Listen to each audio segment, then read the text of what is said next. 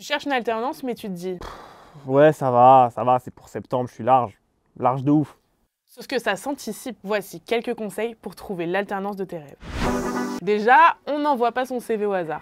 On cible les sites spécialisés comme La Bonne Alternance, le portail de l'alternance ou encore Welcome to the Jungle. Mais évidemment, il y a aussi le job board de l'étudiant. Enregistre-les carrément dans tes favoris ou crée-toi une alerte pour être le premier informé des nouvelles offres dispo. Il y a aussi LinkedIn.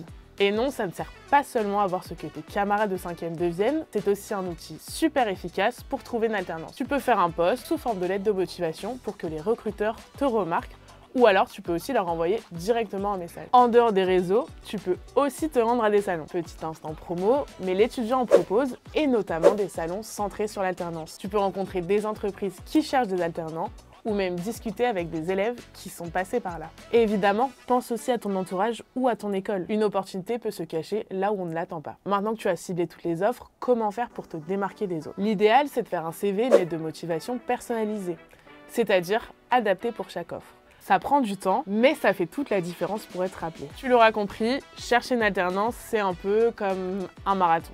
Il faut s'accrocher jusqu'à la ligne d'arrivée, mais logiquement, il y a forcément une récompense à la fin. Donc reste bien motivé, tu as 3 mois pour trouver cette alternance après le début de ta formation. Pour plus d'infos sur le sujet, rendez-vous sur notre site et sur nos réseaux sociaux. Salut et à la prochaine!